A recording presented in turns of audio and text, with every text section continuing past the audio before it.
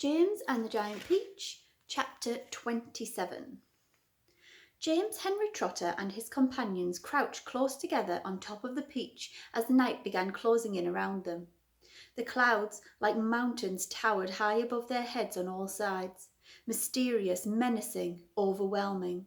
Gradually it grew darker and darker, and then a pale three-quarter moon came up over the tops of the clouds and cast an eerie light over the whole scene. The giant peach swayed gently from side to side as it floated along, and the hundreds of silky white strings going upwards from its stem were beautiful in the moonlight. So was the great flock of seagulls overhead. There was not a sound anywhere. Travelling upon the peach was not in the least like travelling in an aeroplane.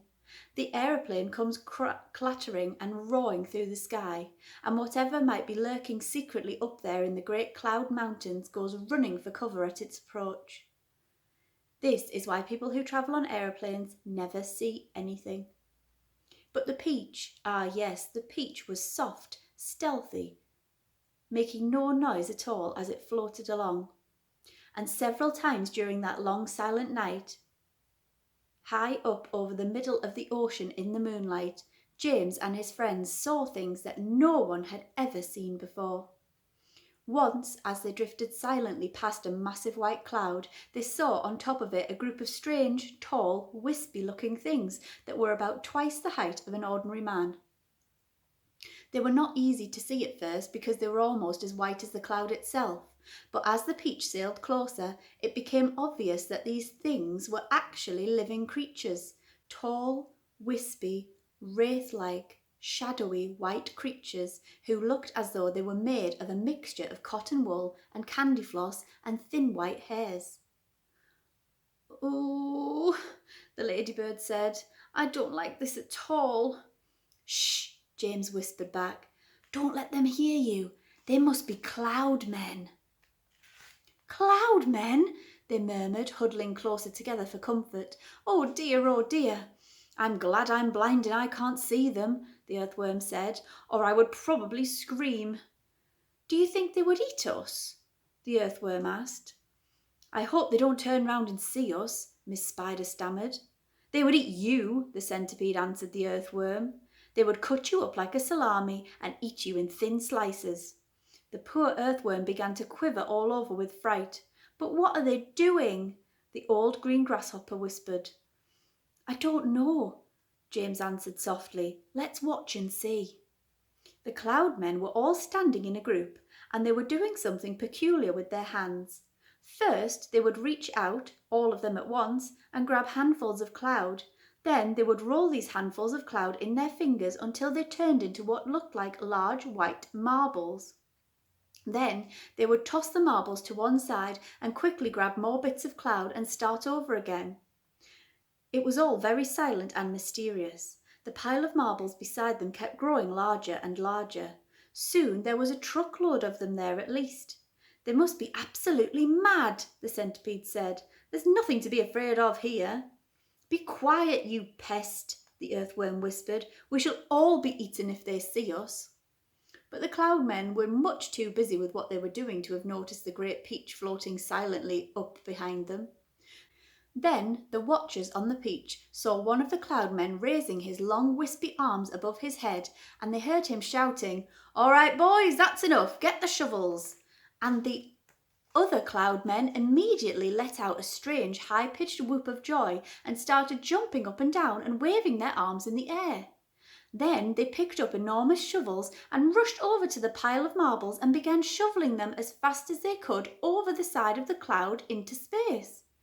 "Down they go," they chanted as they worked. "Down they go, hail and snow, freezes and sneezes and noses will blow." "It's hailstones," whispered James excitedly. "They've been making hailstones and now they are showering them down onto the people in the world below." "Hailstones?" the centipede said. "That's ridiculous. This is summertime. You don't have hailstones in summertime." "I don't believe it," shouted the centipede, raising his voice. "They're practicing for winter," James told him. Shh, all the others whispered, and James said softly, "For heaven's sake, Centipede, don't make so much noise." The Centipede roared with laughter. "Those imbeciles couldn't hear anything," he cried. "They're deaf as doorknobs, you watch." And before anyone could stop him, he had cupped his front feet around his mouth and was yelling at the cloud-men as loud as he could. "Idiots!" he yelled. "Nincompoops, half-wits, blunderheads! What on earth do you think you're doing over there?" The effect was immediate. The cloud-men jumped round as if they had been stung by wasps, and when they saw the great golden peach floating past them not 50 yards away in the sky, they gave a yelp of surprise and dropped their shovels to the ground.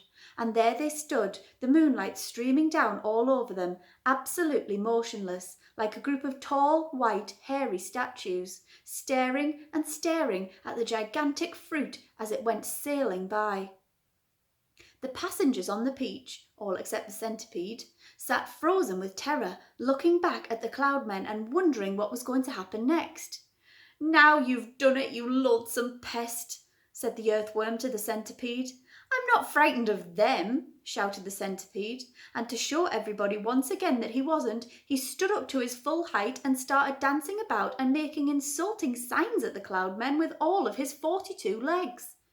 This evidently infuriated the cloud-men beyond belief. All at once they spun around and grabbed great handfuls of hailstones and rushed to the edge of their cloud and started throwing them at the peach, shrieking with fury all the time. "Look out!" cried James. "Quick, lie down, lie flat on the deck." It was lucky they did. A large hailstone can hurt you as much as a rock or a lump of lead if it's thrown hard enough, and my goodness how those cloud-men could throw. The hailstones came whizzing through the air like bullets from a machine gun, and James could hear them smashing against the sides of the peach and burying themselves in the peach flesh with horrible squelching noises. Plop, plop, plop, and then ping, ping, ping, as they bounced off the poor ladybird's shell because she couldn't lie as flat as the others. And then crack, as one of them hit the Centipede right on the nose, and crack again as another one hit him somewhere else. "Ow!" he cried. "Ow! Stop, stop, stop!" But the cloud-men had no intention of stopping. James could see them rushing about on the cloud like a lot of huge hairy ghosts, picking up hailstones from the pile, dashing to the edge of the cloud and hurling the hailstones at the peach, then dashing back again to get more, and then, when the pile of stones was all gone, they simply grabbed handfuls of cloud and made as many more as they wanted, and much bigger ones now, some of them as large as cannonballs. "Quickly!" cried James. "Down in the tunnel or we'll all be wiped out." There was a rush for the tunnel entrance, and half a minute later everyone was safely downstairs inside the stone of the peach, trembling with fright and listening to the noise of the hailstones as they came crashing against the side of the peach. "I'm a wreck," groaned the Centipede. "I'm wounded all over." "It serves you right," said the earthworm. "Would somebody kindly look to see if my shell is cracked?" the ladybird said. "Give us some light," shouted the old green grasshopper. "I can't," wailed the glowworm. "They've broken my bulb." "Then put another one in," the Centipede said. "Be quiet a moment," said James. "Listen. I do believe they're not hitting us anymore." They all stopped talking and listened. Yes, the noise had ceased. The hailstones were no longer smashing against the peach. "We've left them behind. The seagulls must have pulled us away out of danger. Hooray! Let's go up and see." Cautiously, with James going first, they all climbed back up the tunnel. James poked his head out and looked around. "It's all clear," he called. "I can't see them anywhere."